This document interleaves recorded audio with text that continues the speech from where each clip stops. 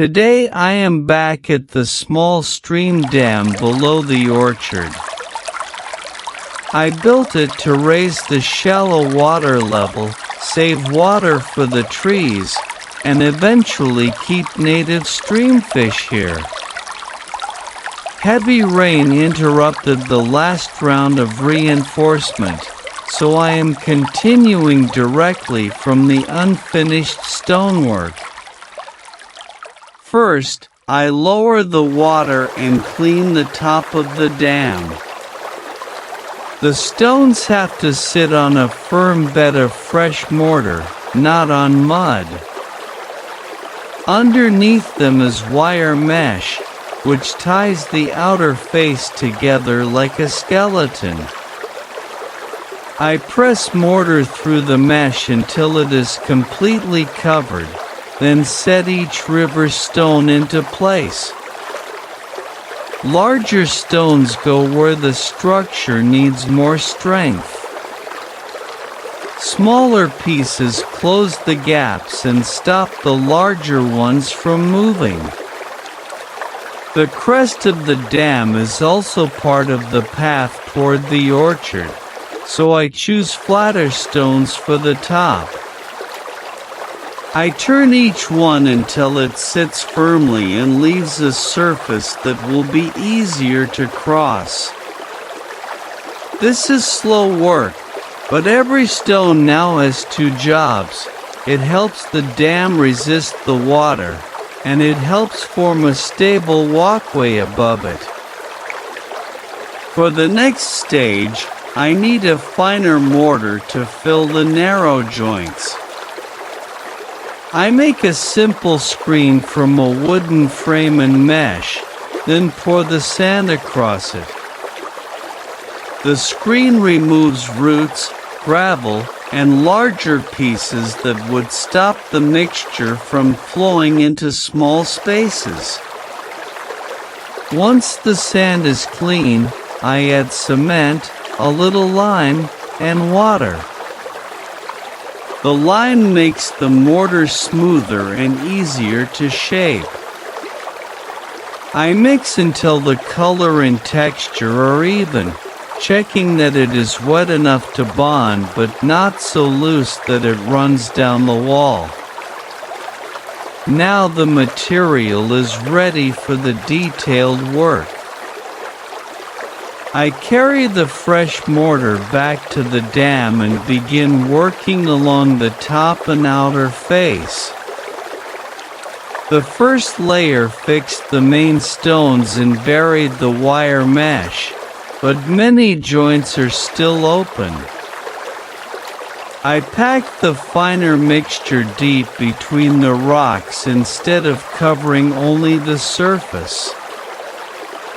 A joint that looks full from the outside can still hide an empty pocket behind it, and running water will eventually find that weak point.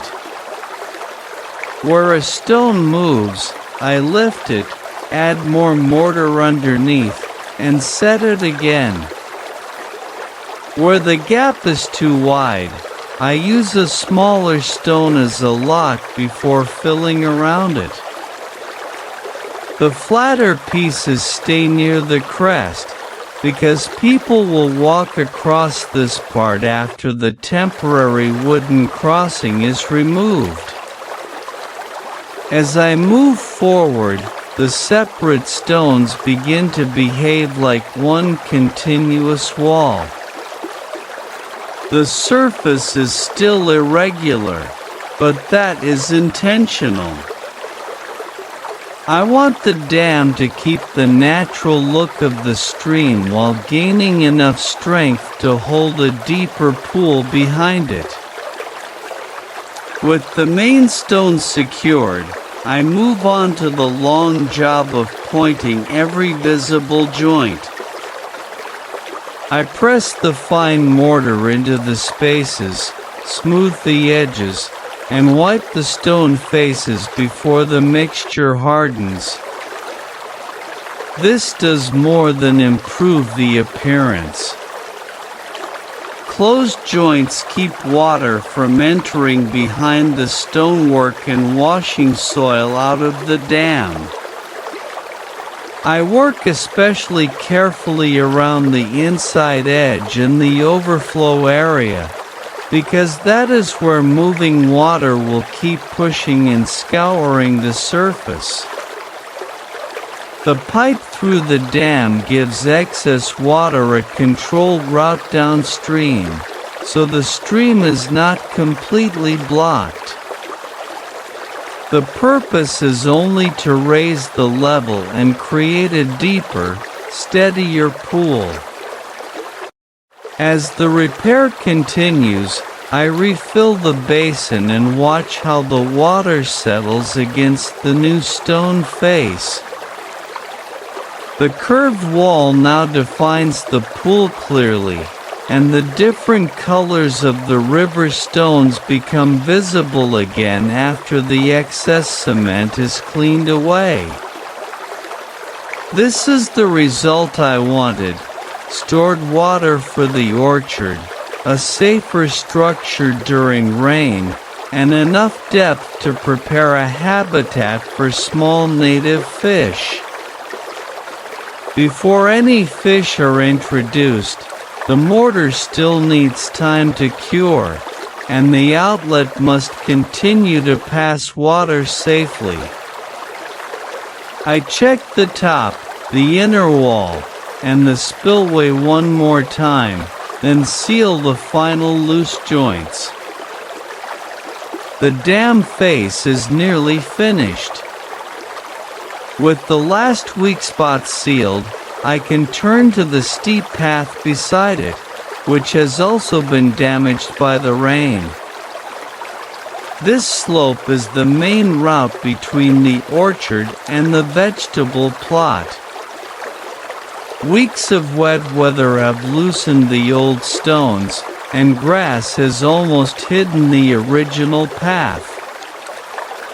I start by cutting back the weeds and pulling out the roots. Then I remove the soft soil that would make new steps sink or slide. Clearing the surface also shows me the natural line of the hill. I want the route to reach the dam without becoming too steep, so I mark a gentle line and test it underfoot.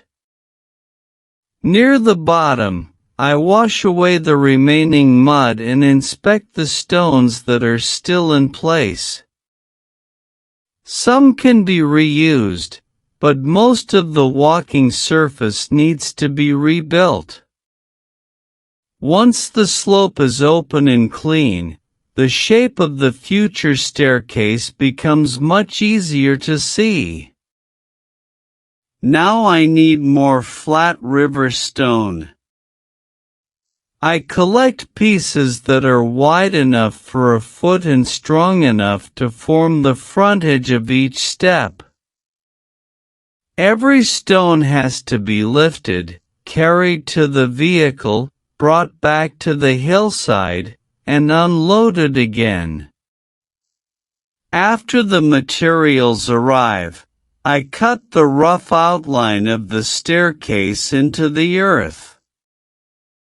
Each tread needs enough depth for a stable step, and the rises should stay reasonably even.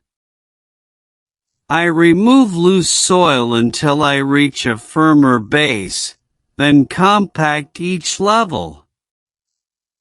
I also leave a way for rainwater to drain beside the steps instead of running directly underneath them. With the earth shaped and the stones waiting nearby, I can finally begin building from the bottom upward.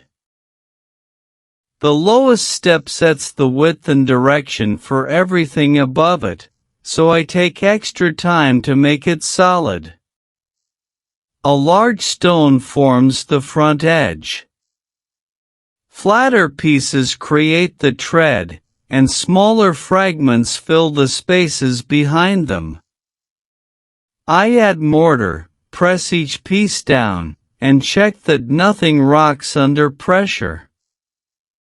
Then I repeat the same process on the next level. Step by step, the rough dirt slope begins to turn into a real path. I keep looking from both above and below to make sure the line does not drift. The side stones are tied back into the bank, and the soil around them is packed firmly so rain cannot easily wash underneath. Where the natural rock is uneven, I adjust the mortar bed instead of forcing the tread to follow a dangerous angle. Near the bottom, the new steps meet the stonework beside the dam. That connection brings the hillside path, the crossing, and the pool together as one usable route. There is still more work ahead. The mortar must cure, the dam must prove itself in the next heavy rain, and the pool still needs a safe underwater shelter before larger fish are added. But this part is now in place, the water is being held at a useful level, the dam has a reinforced stone face, and the path down to it is much safer. I will continue